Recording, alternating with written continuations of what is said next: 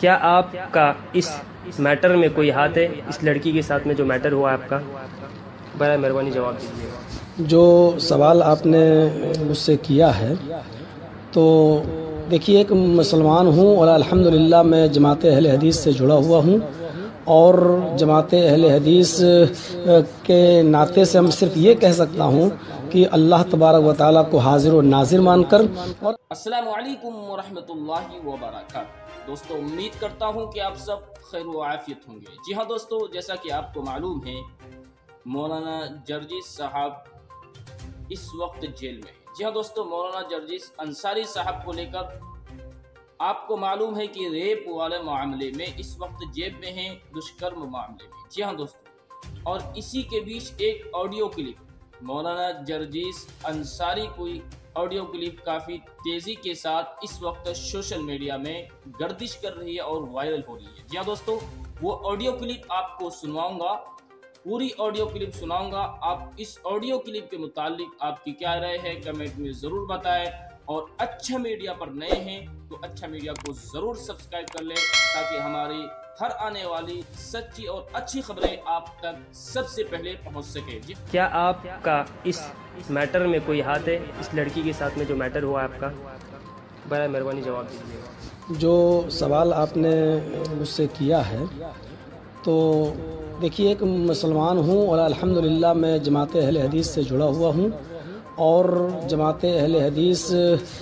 کے ناطے سے ہم صرف یہ کہہ سکتا ہوں کہ اللہ تبارک و تعالیٰ کو حاضر و ناظر مان کر، اور اللہ کی قسم کھا کر میں اتنا ہی کہہ سکتا ہوں کہ میرا اس میٹر سے کوئی بھی تعلق نہیں ہے۔ یہ صرف منصب کی لڑائی ہے، عہدے کی لڑائی ہے، اور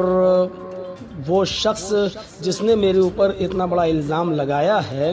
وہ ہمارے مرکز تک جاتا ہے، مرکزی جمعیت اہل حدیث، اور وہاں کے ناظم اعلیٰ سے بات کرتا ہے کہ ان کو امیری کے عہدے سے ہٹائیے، یہ مغربی یو پی کے امیر ہیں، لیکن انہوں نے اس کی بات پر کان نہیں دھرا۔ تو اس نے یہ ایک گندا کھیل میرے ساتھ کھیلا ہے۔ ویسے تو وہ 10-12 سال سے میرے پیچھے پڑا ہوا ہے اور کوئی نہ کوئی حرکت ہمارے ساتھ کرتا ہی رہتا ہے، لیکن اب ساری حرکتوں میں جب وہ ناکام ہو گیا تب اس نے یہ گیم کھیلا ہے میرے ساتھ کہ اس لڑکی کے میٹر میں ان کو الجھایا جائے اور اس کی صفائی پیش کی جائے۔ وہ بنارس کی کون سی لڑکی ہے، اس کو لاتا ہے اور اپنے گھر پہ روکتا ہے اس کو، اور کمرے میں بٹھا کر اس سے انٹرویو لیتا ہے، اور اس کو پہلے سے بتا دیتا ہے کہ آپ یہ کہیے کہ میرے ساتھ ان کا جسمانی تعلق تھا۔ آج تک میں یہ ایک بات جاننا چاہتا ہوں آپ سے، بالکل آپ لوگوں کو اللہ تعالیٰ نے عقل سلیم عطا فرمائی ہے، اگر کوئی لڑکی مجھ سے جسمانی تعلق اس کے ساتھ اگر تھا تو وہ عبدالسبحان کے چکر میں کیسے آئی ہے؟ میں یہ بھی جاننا چاہتا ہوں کہ وہ اٹاوا تک آتی بھی ہے تو ہمارے گھر کیوں نہیں آتی ہے، میرے ماں باپ کے پاس کیوں نہیں آتی ہے، اور وہ لڑکی صرف سبحان ہی کے پاس کیوں جاتی ہے اور اس کے کہنے پر کیوں بولتی ہے؟ بھائی، آپ شرعی طریقے سے اگر آپ اس کا علاج چاہتے ہیں، اس کا حل چاہتے ہیں، تو اس کے لیے 4 عینی گواہ چاہیے جو آپ کے پاس ہیں نہیں۔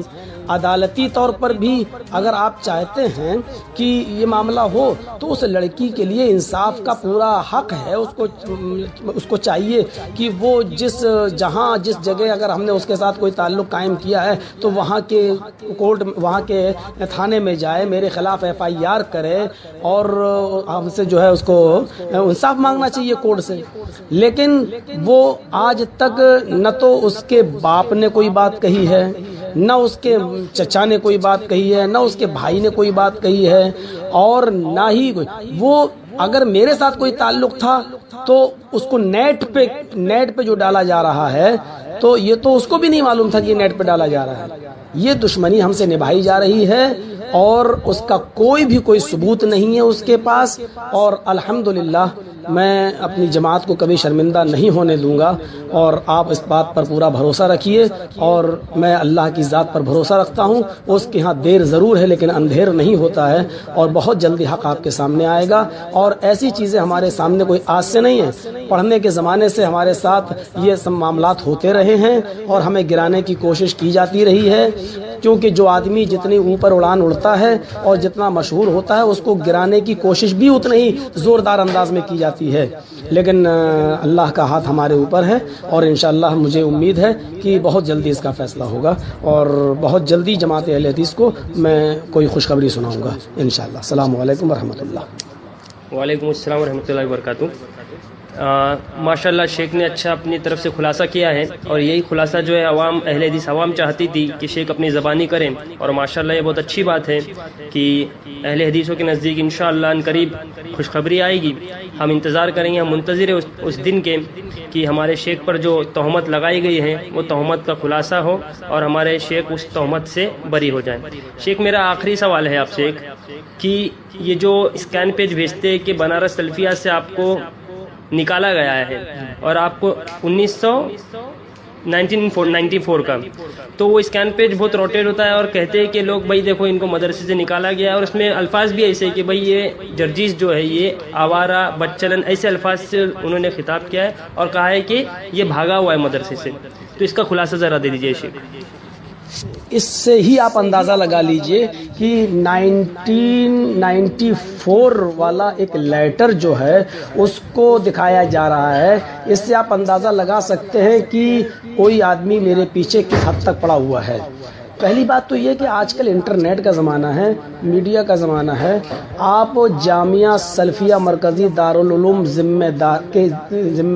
ذمہ داران سے آپ رابطہ قائم کریں۔ میں اللہ کو حاضر و ناظر مان کر کہتا ہوں اور اللہ کی قسم کھا کر کہتا ہوں کہ وہ لیٹر بھی جھوٹا ہے اور مجھے جامعہ سلفیہ سے نکالا بھی نہیں گیا تھا، بلکہ میں جامعہ سلفیہ جاتا بھی ہوں، جامعہ سلفیہ کے ارد گرد ہمارا پروگرام بھی ہوتا ہے، جامعہ سلفیہ کے اساتذہ ہمارے پروگرام میں شریک بھی ہوتے ہیں، جب بھی ہمارا پروگرام بنارس وغیرہ میں اور قرب و جوار میں ہوتا ہے تو یہ بھی